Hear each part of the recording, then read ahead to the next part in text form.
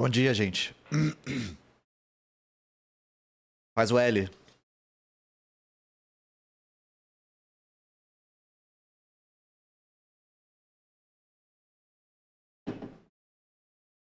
Faz o L de Venezuela.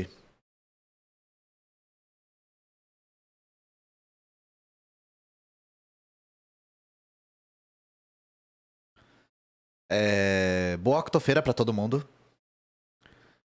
Hoje é um dia típico. Eu vou falar isso várias vezes hoje porque a galera vem chegando. Mas infelizmente eu não vou fazer a live sobre a Venezuela agora. Porque eu não fiquei satisfeito com o roteiro. Eu achei que faltou coisa. Mas isso tem mais um assunto mais complexo que eu vou falar depois. Algumas coisas. Primeiro, mais tarde a gente vai ter a presença de um camarada do Sindicato dos Metroviários de Belo Horizonte. Pra ele vir aqui falar um pouco sobre a greve, que tá numa fase bastante complicada. Então, a gente vai prestar um pouco de solidariedade de classe pro camarada. E eu vou dar esse espaço pra ele trocar uma ideia com a gente, falando um pouco sobre a trajetória da greve, tá?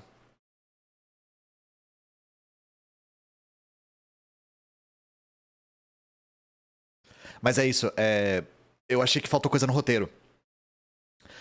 E eu não quero fazer com pressa, porque é o conteúdo evergreen, né? Evergreen no sentido de ele sempre é relevante. Ele não perde validade com o tempo.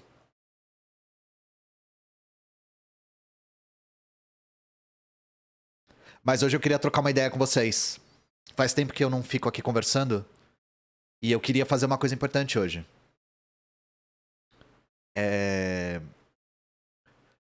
Eu queria falar um pouco sobre saúde mental. Por quê? Eu assisto às vezes entrevistas, às vezes não, assisto bastante entrevistas com outros criadores. Eu gosto de ver o ponto de vista dos outros criadores a respeito das coisas. E eu tava vendo a entrevista do Meteoro, que é um canal que eu gosto muito, respeito muito, acompanho desde os primeiros vídeos. E eu vi o Álvaro, principalmente o Álvaro, né? A Ana também, mas o Álvaro falando sobre burnout. E tem uma coisa, gente, que apesar do Álvaro não ser psicólogo, de eu não ser psicólogo e tal, eu acho que tem algo de muito valioso de ver ele falando sobre isso em público. Tem uma outra entrevista com o Cauê, que ele também fala sobre saúde mental. E ele fala sobre como ele se sentia culpado de estar se sentindo mal por conta do trabalho que tem. Também o Cauê teve um burnout muito intenso. Não sei nem se eu chamo de burnout, ele teve uma crise de saúde muito séria. Acho que foi no começo desse ano. E ele teve que se afastar dessa letra show lá, ficou um tempo. E por que eu tô falando disso tudo? Ver esses criadores maiores que eu falando sobre saúde mental foi muito importante pra mim. Porque eu senti que eu não era anormal. Eu senti que o que estava acontecendo comigo era comum. E eu não vou nem dizer que era normal, mas era comum, porque não é normal, sabe? Então eu decidi falar sobre o meu caso agora, porque talvez alguma pessoa possa me ouvir e também pensar: eu não tô sozinho, não acontece só comigo. Normar, tudo normar.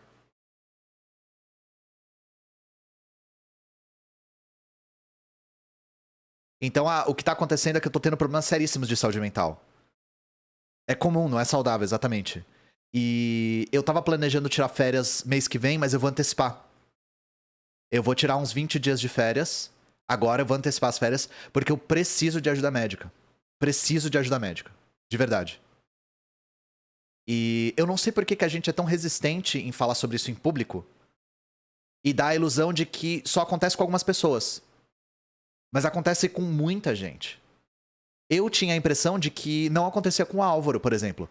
O Álvaro produz num ritmo absurdo, é uma das coisas que o próprio Cauê fala sobre. E aí, o que acontece eu fico pensando, todos os criadores conseguem criar com esse ritmo, menos eu. Só eu que tô colapsando, só eu que tô em frangalhos. Só eu que não tô aguentando mais. E na verdade ninguém tá aguentando mais.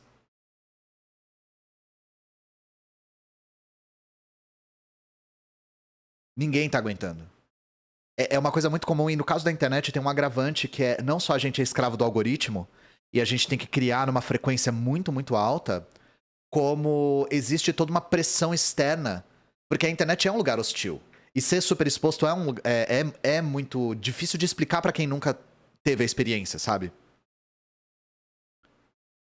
Então, eu tô falando isso justamente porque pra mim foi importante ver o Cauê falar sobre, ver o Álvaro falar sobre. Talvez seja importante pra alguém do chat ouvir eu falar sobre também.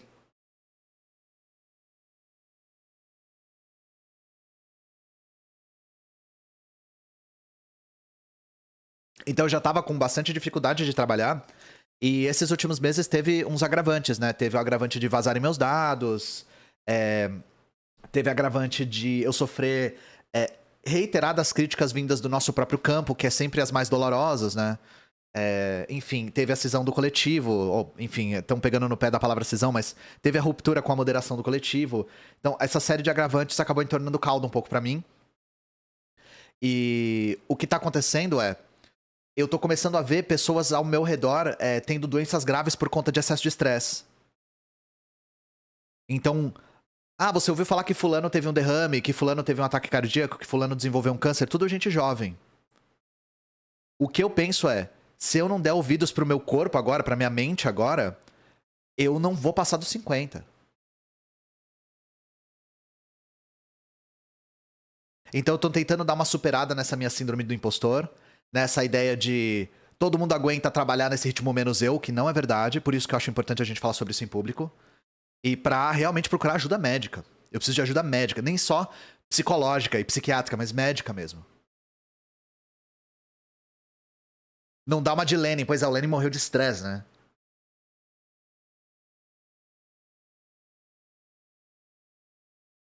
Ó, o Gui é criador de conteúdo, tá aí no chat e concorda comigo. Inclusive, eu preciso te dar status de mod, Gui.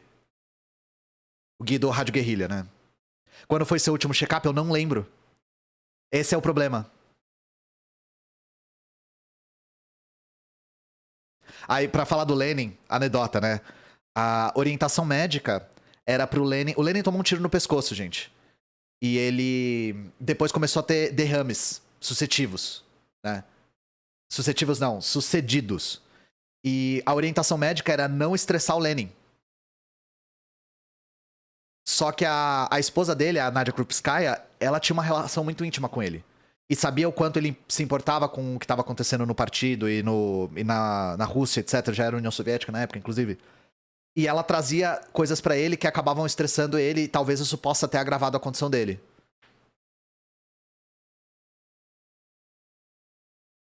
Então, o Lenin ia morrer cedo ou tarde, porque ele tava muito mal, mas talvez tenha acelerado um pouquinho por conta de estresse, sabe? E já foi um milagre ele sobreviver ao tiro no pescoço naquela época, né?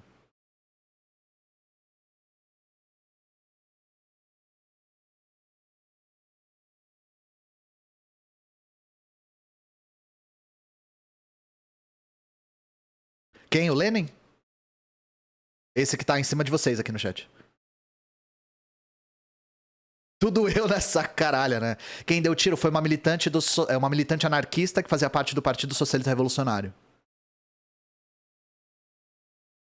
Mas é isso, eu vou. Eu não sei se vai ter pororoca amanhã, eu tinha combinado com o tio, então, se ele quiser, eu vou cumprir, né? Porque é importante pra renda dele, inclusive. Mas no sábado eu vou na feira da Reforma Agrária do MST. Vou fazer uns vídeos lá pra vocês, mostrar como é que é a feira e tal. Mas aí eu vou ficar uns 20 dias fora pra tentar realmente buscar a ajuda médica que eu tô precisando. E eu me convencia o tempo todo de que eu não tava buscando ajuda médica porque eu não tinha tempo. O que na real, gente, sinceramente, era uma desculpa deu comigo mesmo, assim. Existe realmente uma resistência de homens em buscar ajuda médica. Isso não é mentira. A gente brinca que homem morre cedo porque é negligente, mas isso é real, assim. Tem alguma coisa na criação masculina que faz com que a gente não busque ajuda médica de verdade, sabe?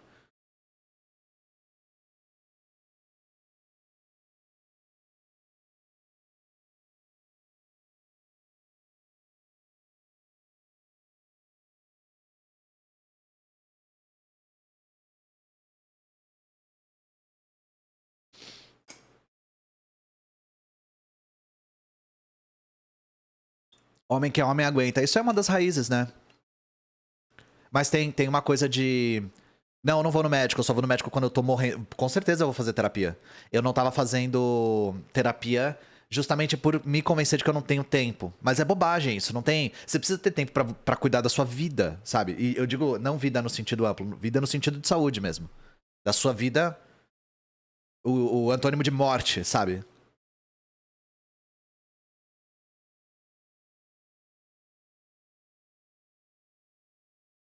Então eu começo a ter sintomas físicos, né? Eu fico com tremedeira, eu durmo. Eu tenho muita dificuldade pra pegar no sono.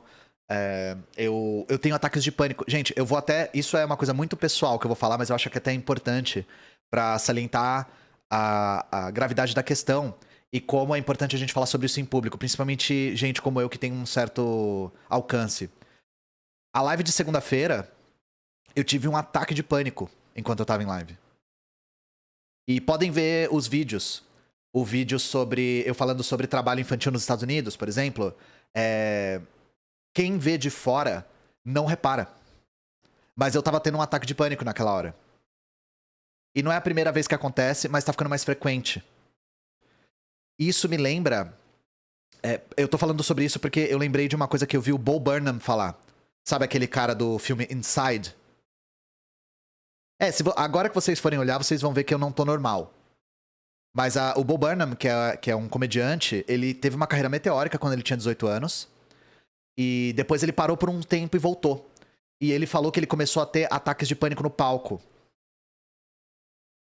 E eu me identifiquei muito com a história dele, porque ele falou: é muito difícil pra quem tá fora reparar. Mas pra você que tá dentro, você precisa de 200% da sua concentração pra fazer coisas simples. E eu me sinto exatamente assim. De uma certa forma, ninguém consegue ver. Agora que eu falei, se vocês forem ver, vocês vão ver que eu não tô bem. Eu tô um pouco afobado, acho que a palavra é essa. Mas eu consegui manter e eu acho que a live foi boa, eu consegui trazer a informação que eu queria pra vocês. Mas é meio invisível. Então o ataque de pânico não é só você desmaiar ou precisar desligar ou ir embora ou começar a suar frio. O Bo Burnham descreveu exatamente a maneira como eu me sinto. Você não transparece, mas você precisa do dobro da concentração pra conseguir fazer coisas simples. Quem me acompanha há muito tempo sabe que eu não tava 100%.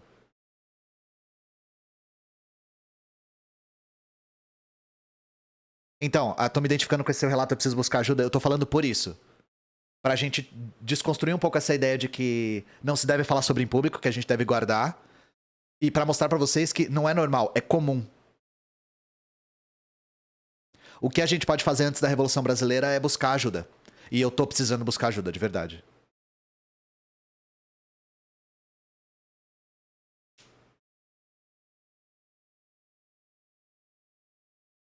E uma das coisas que eu. Eu tô falando sobre saúde mental, gente. Pra quem chegou agora. Uma das coisas que fez com que eu adiasse muito essa tomada de decisão foi culpa.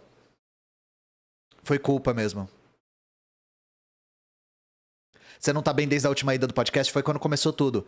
No dia do podcast foi quando vazou meus dados, foi quando começou a ficar demais pra mim. Porque mistura o excesso de trabalho com o estresse. O estresse externo.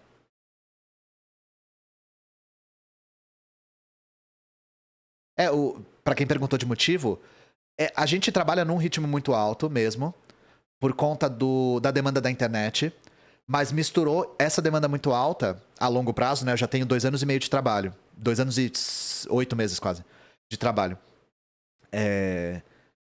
Misturou essa demanda muito alta com o estresse muito louco que rolou desde que eu fui no podcast, exatamente. A pessoa que falou isso reparou, exatamente.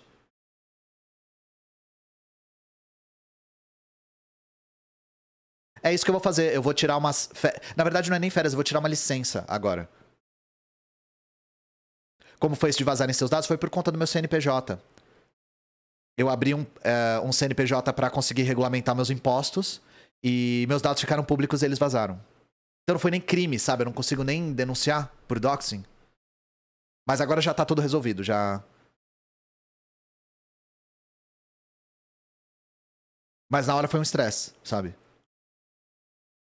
Eu recebi muita ameaça, muito mesmo.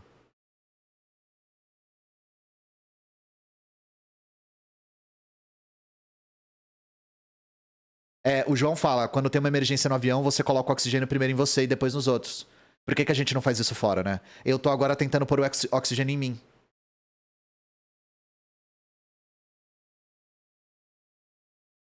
É, eu não tenho toque, não que eu saiba, mas acho que eu não tenho. É, mas eu sinto muita culpa também. E eu acho que a culpa é um sentimento muito comum, né? Eu sinto muita culpa de não estar produzindo. E é louco porque, gente, nunca ninguém que me assiste me cobrou. Ninguém nunca me cobrou. Eu sei que o pessoal brinca do Laos 2, do vídeo do Stalin, mas eu não entendo isso como uma cobrança. Nunca ninguém do público falou: seu vagabundo do caralho, cadê o vídeo de segunda? Ninguém fala isso. Eu falo isso pra mim.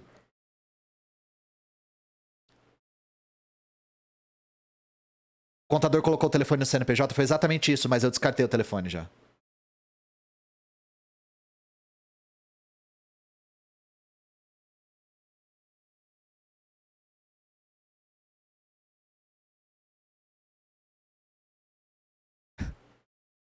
Como o capitalismo tem a ver com isso, eu vou começar por aí. Foi o que eu falei, antes da Revolução Brasileira a gente tem que procurar ajuda médica.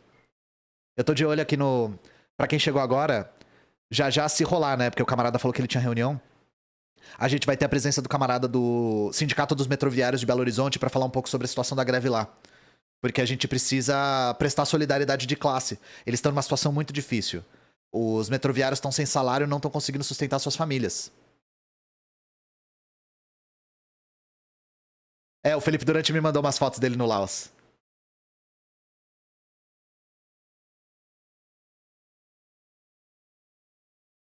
Venezuela foi adiada? Foi. Eu escrevi o roteiro, mas eu não gostei. Eu achei que tá faltando coisa. Fizeram algumas críticas ao vídeo do Enéas que eu achei interessantes.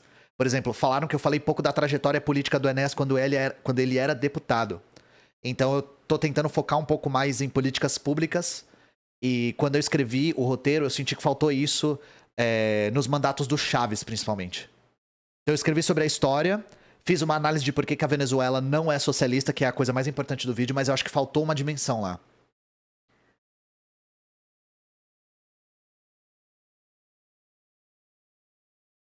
Hora de Ventura, tamo junto.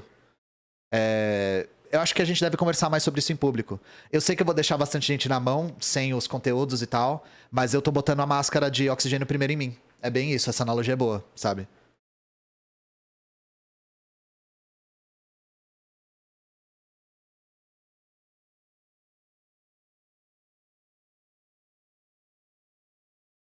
Que horror da MTZ. Isso me lembrou, eu dou até um exemplo. É, uma conhecida minha tem epilepsia. E ela, por excesso de trabalho, tava tendo desmaios recorrentes no trabalho. O resultado foi que ela foi demitida. Demitida, entre aspas, para o bem da saúde dela. Ela foi demitida por estar doente, gente. Ela ficou doente por trabalhar demais e a recompensa dela foi ser demitida.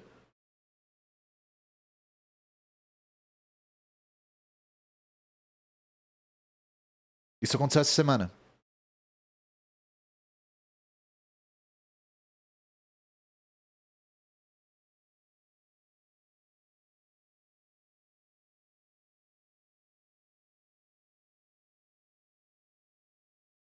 É, não, a coisa do Laos e do Stalin, eu não entendo como cobrança, não, gente. É, isso é bom até falar. Não entendam que quem ficou falando isso é a causa do estresse. Não tem nada a ver. Eu acho até engraçado. Eu falei, não, nunca ninguém me cobrou. Nunca me cobraram. E eu penso no meu ponto de vista. Por exemplo, o podcast que eu ouço muito como entretenimento e como informação mesmo é o Medo e Delírio em Brasília. Quando eles não publicam, eu não penso, nossa, esses vagabundos não publicaram. Eu penso, putz, não tem podcast hoje, não vou poder lavar a louça, vou ter que esperar até semana que vem. A gente não cobra os criadores que a gente gosta. Mesmo criadores que postam de 6 em 6 meses, eu não cobro. Eu sinto falta, mas eu não cobro. Acho que vocês falam mesmo, sabe?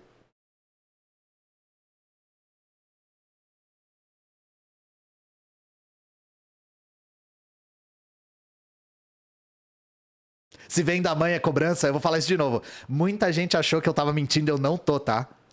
Eu não tô mentindo. A minha mãe realmente falou: cadê o vídeo do Stalin? Ela não tem um palio, mas ela poderia falar pro palio dela.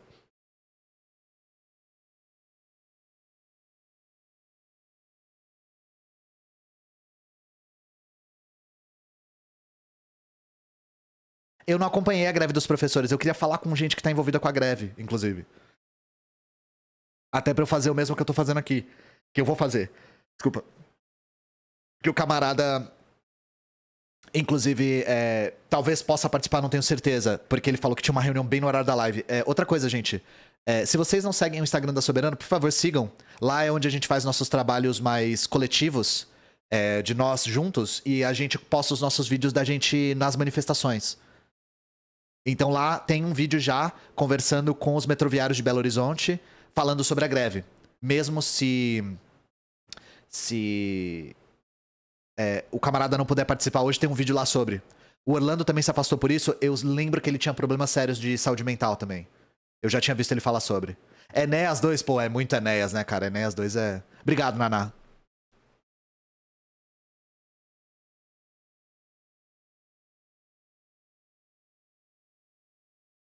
Na mão aonde? Talvez seja um pouco de soberba da minha parte, mas no sentido de... eu me coloco no lugar de quem gosta do que eu faço, sabe? E eu gosto. Eu fico órfão do medo e delírio quando não tem, sabe? Se o tio parasse de fazer conteúdo, eu ia ficar órfão. Se o Humberto parasse, eu ia ficar órfão. Eu assisto, eu gosto muito deles, sabe?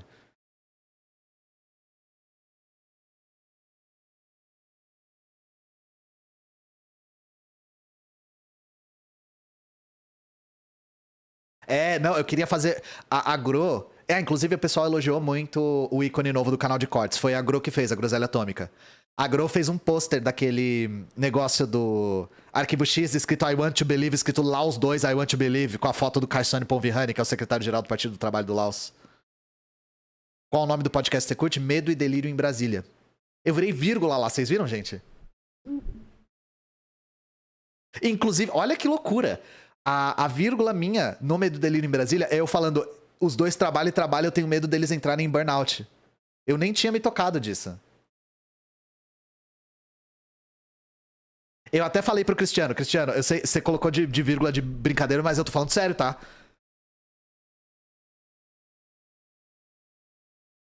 É difícil explicar. Como é que eu explico o que é vírgula pra quem não ouve o podcast, gente? São os que nem eu tenho os áudios aqui do ratinho, sabe? Sabe os áudios do ratinho aqui, ó. Eu quero me drogar. Ministro Fachin, marxista-leninista. Esses áudios eles chamam de vírgulas. E eu virei uma vírgula. A sonoplastia do ratinho, Os áudios do Luigi, Fuen. E aí ele botou um áudio meu falando: os dois trabalham e trabalham, eu tenho medo deles terem burnout.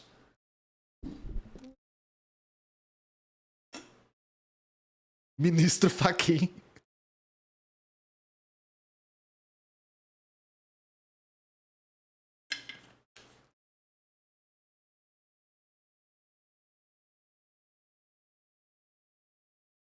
Esse áudio do Bolsonaro é fantástico, né? Ministro Fachin, marxista-leninista.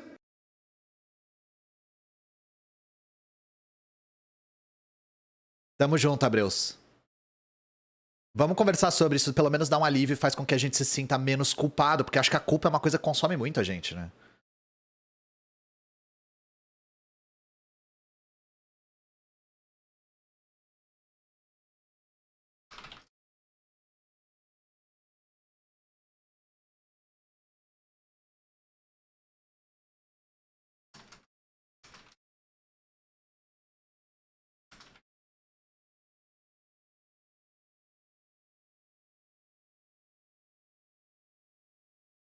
Peraí que eu tô falando com o camarada aqui do sindicato.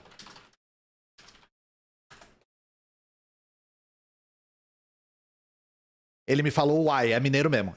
Tá confirmado, é mineiro.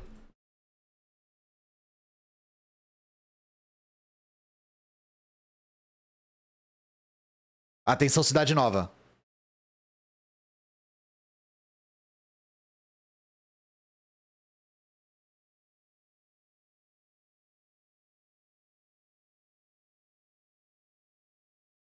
Eu vou deixar nas capivara aqui pra botar ele na tela rapidinho.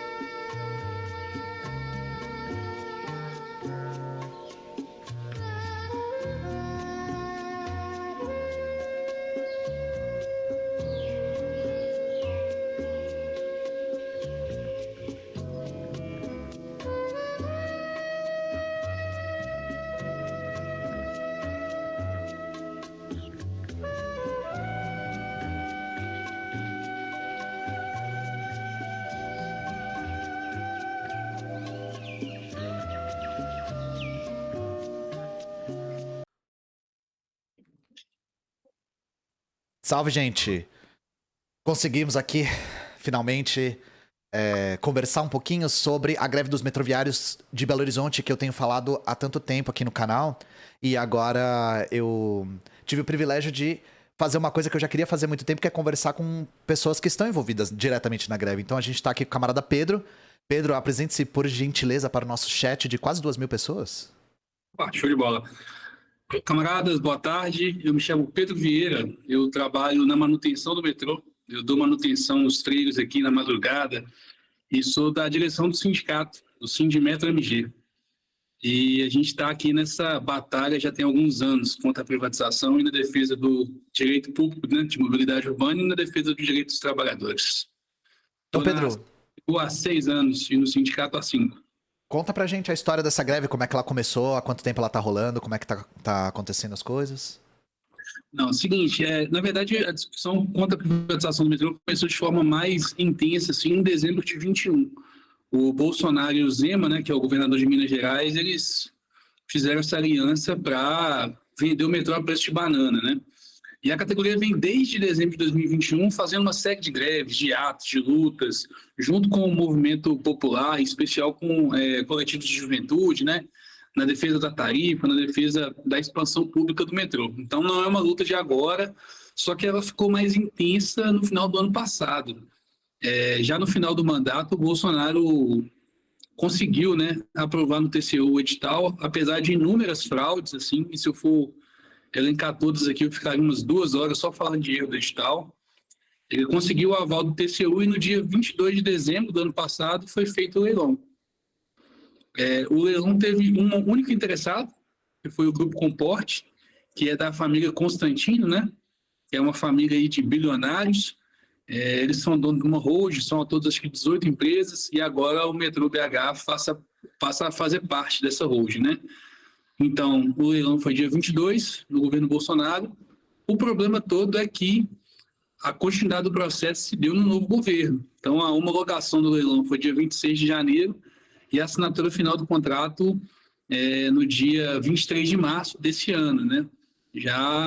com o Lula à frente da presidência. E esse tempo todo, cara, foram inúmeras greves, assim. Só esse ano foi ao todo 40 dias. E 40 dias de paralisação total da atividade do metrô. A gente até deu uma pesquisada aqui e parece que essa foi a maior greve. Nunca teve uma greve de nenhum metrô no país e no mundo que durou tanto tempo de serviço ininterrupto.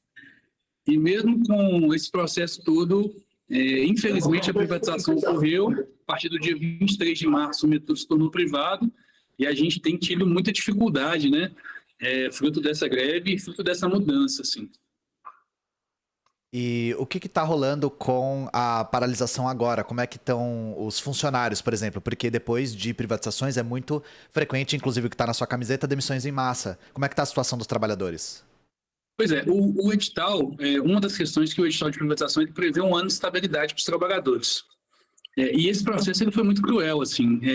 Toda privatização ela né, na verdade. Mas esse foi especialmente cruel porque ele não deu a possibilidade dos trabalhadores serem transferidos para outros órgãos públicos. Então, a gente tem dito aqui em BH, né, que a gente foi vendido como se fosse as mercadorias, né? Da mesma forma que foi vendido o trilho, o trem, a estação, os trabalhadores foram vendidos juntos. Então, não houve nenhuma possibilidade de transferência para que a gente mantivesse a condição de empregado público, e é importante frisar que todos os trabalhadores do metrô são concursados, então é até ilegal essa ação, do jeito que o edital foi pensado aí, por Bolsonaro e por Zema, e a gente tem esse ano de estabilidade. Só que a empresa privada, né, a Comporte, ela não está esperando esse ano, não. Nós já tivemos aí 4 demissões na empresa nas últimas semanas, e a gente soube hoje, essa notícia a gente descobriu agora, depois que o dia está meio corrido aqui no sindicato. Os trabalhadores lotados no Rio de Janeiro, porque é o seguinte, o metrô é de BH, mas na década de 90, quando o metrô do Rio de Janeiro foi privatizado, os trabalhadores do Rio foram reaproveitados, eles foram transferidos para Belo Horizonte. Então, com essa transferência dos trabalhadores para cá, eles entraram com uma ação, né, e conseguiram ser realocados no Rio de Janeiro. Então, a gente tem mais ou menos 250 trabalhadores no Rio. Quando a empresa privada comprou o metrô, ela disse que eles tinham 2 dias para se apresentar. Né? Coisa absurda, assim, né? E aí eles conseguiram eliminar para permanecer no Rio de Janeiro. A gente soube hoje que começou a chegar telegrama de demissão. Nossa. Como eliminar na justiça que dava a eles o direito de permanecer no Rio de Janeiro enquanto se resolvia juridicamente essa questão da privatização. Então, a gente estima aí que as demissões vão ser só essa semana de mais de 150 empregados. E fora isso, a gente está vivendo um processo brutal de criminalização, né? Sim. Tanto por parte da empresa, quanto por parte da justiça. Essa greve que eu falei dos 40 dias, ela começa 14 de fevereiro, uma semana antes do carnaval. Antes da gente iniciar a greve, o judiciário já tinha notificado o sindicato dizendo de multas diárias de R$100 mil, no caso da gente permanecer em greve. Depois da primeira semana, essa multa subiu para R$200 mil por dia. E a gente, na época ainda, né, antes da privatização, a gente permaneceu em luta. Então, foi determinada uma multa de R$1.250.000 para o sindicato. O sindicato não tem esse dinheiro em caixa, né? Assim, a gente é um sindicato com uma categoria de 1.600 trabalhadores.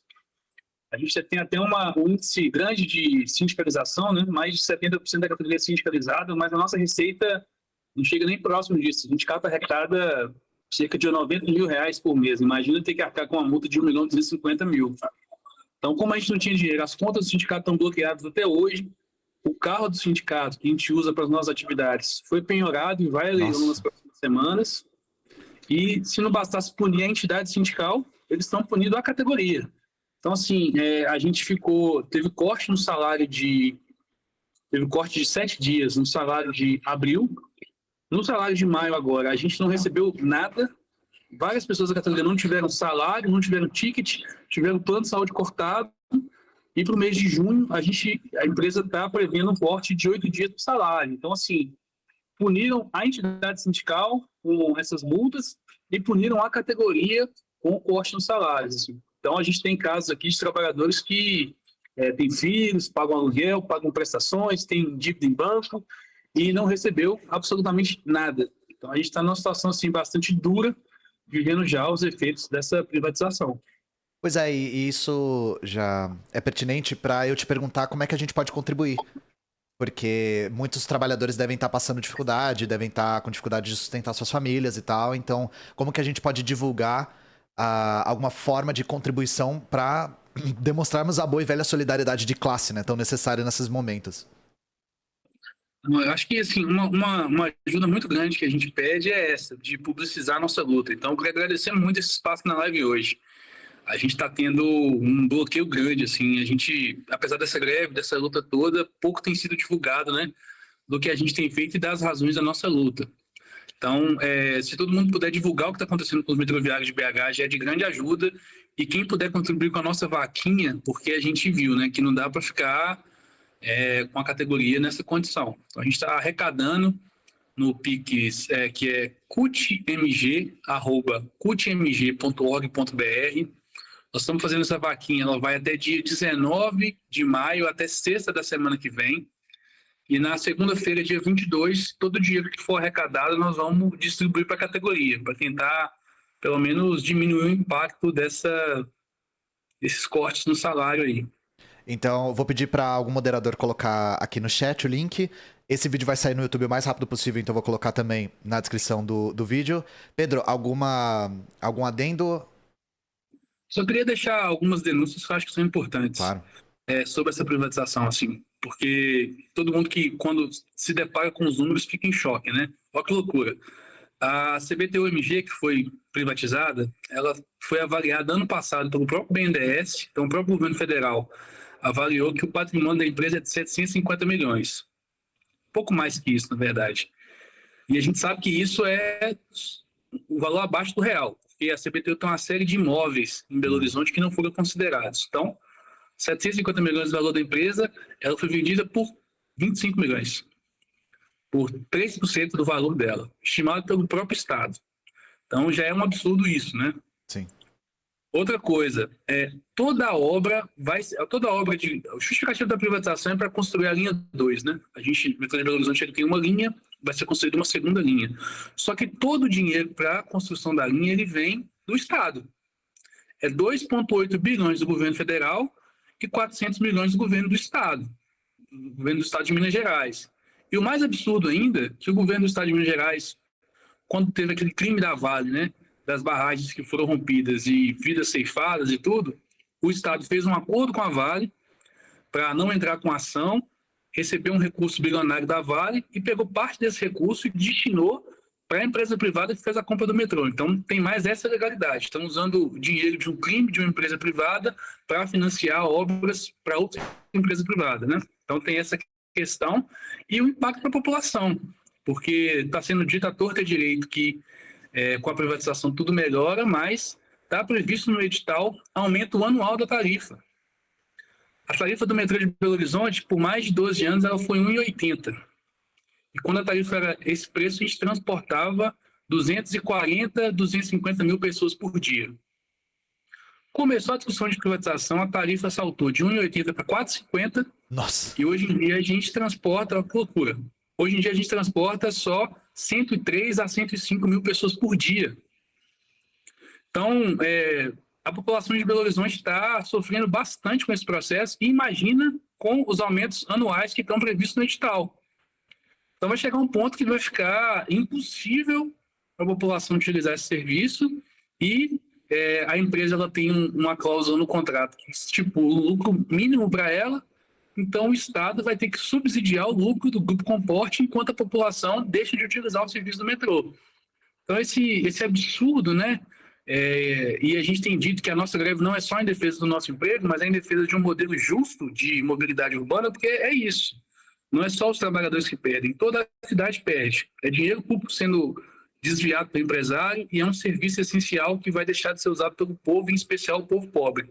Pois aí, no Horizonte a gente tem o exemplo da CPTM aqui de São Paulo, que a privatização também fez com que a qualidade do serviço caísse muito e não só a tarifa, não só o preço da tarifa é um problema, as demissões são um problema, mas a queda da qualidade do serviço também é um problema, porque quando essas empresas privatizam, quando essas empresas compram o patrimônio público, não há nenhuma garantia de que o serviço vai ser entregue. Se ele não for entregue, paciência, não foi entregue. E a população é que paga o pato, né? Pedro, muito, muito obrigado pela sua presença, obrigado pelo seu tempo, obrigado por toda a sua exposição brilhante aqui que você fez, esclareceu muita coisa pro chat. A gente tem conversado sobre essa greve praticamente desde que ela começou. E toda a solidariedade do mundo pra vocês. A luta deve estar sendo muito, muito difícil.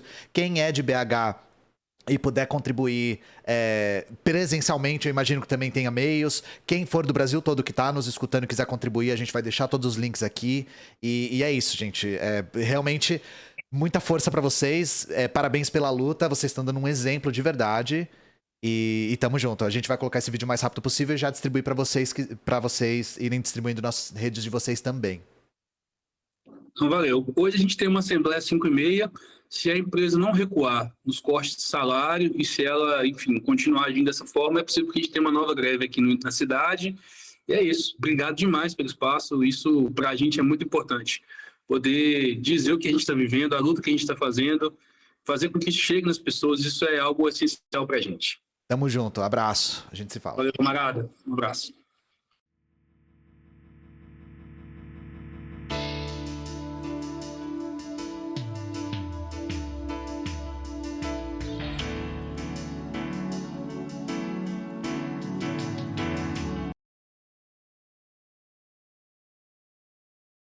Gente, complicado, né? E eu pretendo fazer isso mais aqui no canal, tá? Quando tiver greves, eu vou buscar falar com as pessoas que estão participando da greve pra gente saber todas as informações de dentro. E não só através da mídia burguesa, que geralmente é o primeiro canal que a gente ouve falar, né?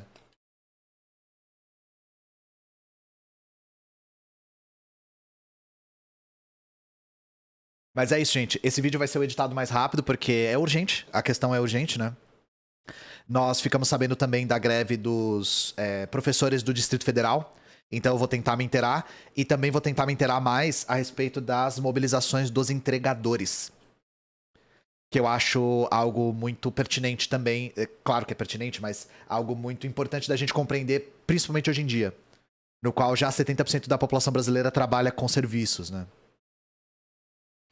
Vai nada, você vai descansar. Pior que essas coisas eu gosto, sabe? Eu acho... Até reacende o meu sentimento de propósito, sabe? Falar dessas coisas diretas. O que aconteceu com o novo ensino médio? Tá naquele período de suspensão que não suspendeu nada. Infelizmente. Então a gente tem que esperar acabar esse período de suspensão pra ver o que vai acontecer.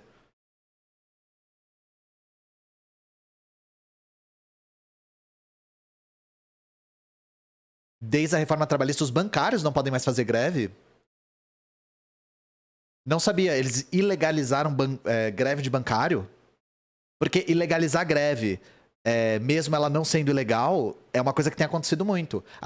Tá acontecendo inclusive com os metroviários de BH, aconteceu com os metroviários de São Paulo. Por que o governo Lula não revoga o novo ensino médio? Porque ele tá sob a égide da educação privada. Inclusive, aí eu até recomendo, tem um vídeo meu sobre. Falando sobre o Camilo Santana, que é o ministro da Educação, e falando sobre... Nossa, tem muito vídeo meu falando sobre o novo ensino médio.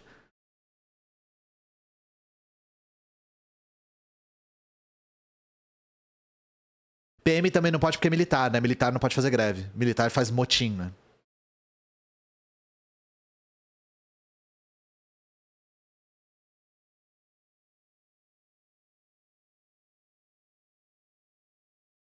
Fiquei triste vendo o vídeo do Quiet Hiring, porque você praticamente descreveu o meu trabalho. Pois é, os caras inventam a palavra pra uns bagulho que já acontece. Desvio de função, acúmulo de função e contrato temporário.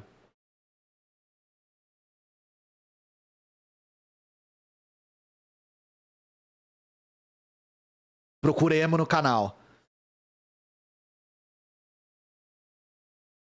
No nosso Insta tem um vídeo da gente na rua durante o protesto contra o novo ensino médio, e no meu canal tem muito vídeo sobre o novo ensino médio.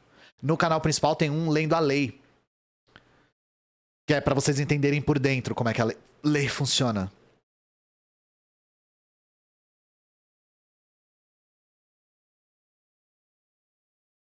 Minha professora do Distrito Federal é do Partido Comunista há 37 anos, caramba.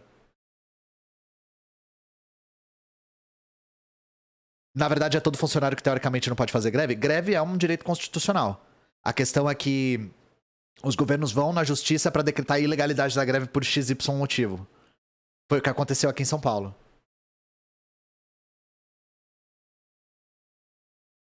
Eu fiz um vídeo sobre a greve dos escritores. Acho que não foi publicado ainda. Meu editor não editou ainda, mas eu fiz um vídeo sobre. A gente destrinchou tudo da greve dos escritores na segunda-feira. Dos roteiristas, né? Escritores. Dos roteiristas. Que é uma categoria com 11 mil pessoas. É gente pra caramba.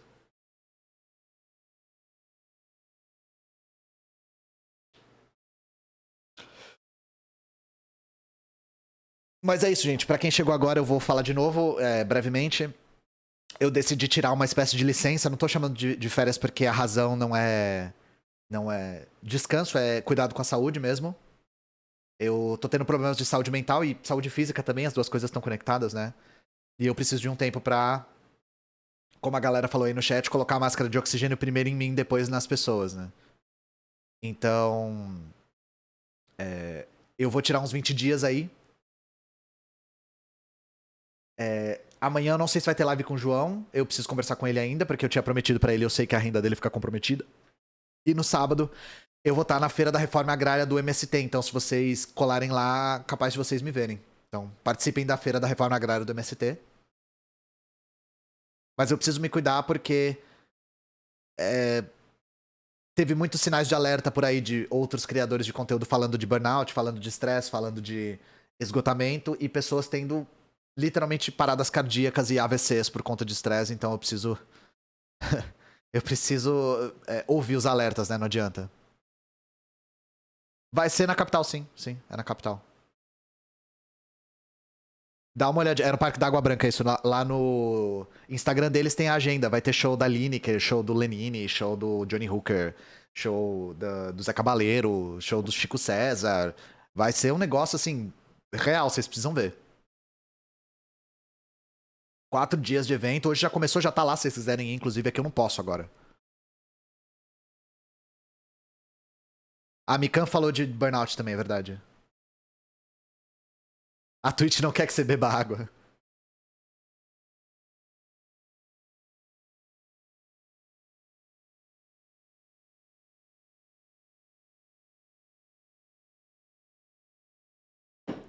Social-democracia não tem como funcionar a favor do povo? Não é isso. É que a social-democracia ela costuma ser a antessala do fascismo. Como foi o caso do governo Lula. A social-democracia ela não está equipada para lidar com a ascensão de movimentos de extrema-direita que são cíclicos no modo de produção capitalista. Então, o bolsonarismo, por exemplo, que é o fascismo brasileiro do século XXI, ele foi gestado durante os governos do PT. E os governos sociais-democratas não estão equipados para lidar com esse tipo de fenômeno. Quando você tenta conciliar classes, a classe dominante é sempre a que vence. Os antagonismos irremediáveis de classe são uma das maiores revelações do Marx.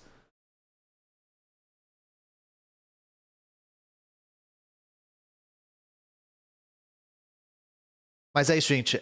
Eu queria só abrir... Não queria falar com vocês por texto. Queria falar, assim, olhando no olho. Porque talvez alguns de vocês se sintam como eu me senti vendo o Álvaro falar e o Cauê falar, etc, sabe? Eu vou estar muito na comunidade ainda. Se vocês quiserem participar do nosso Discord, eu vou estar lá o tempo todo, praticamente todo dia. Então... minha presença vocês vão ter, eu só não vou estar fazendo as lives com a frequência que eu faço. Deixa eu ver se tem alguém online aqui pra mandar. É aniversário do canal da Ponzoju, então vou mandar pra lá.